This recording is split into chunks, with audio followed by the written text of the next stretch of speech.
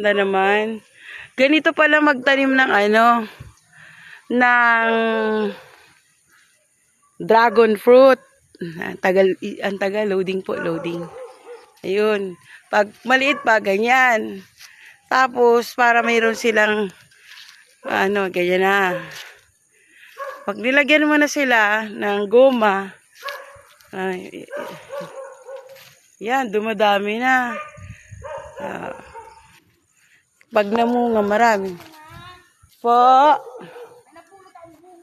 Anong bunga po?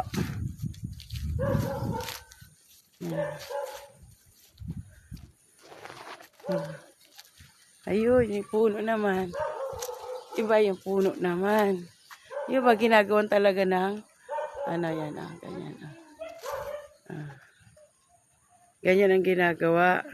Tapos nagiging ganyan na siya kadami.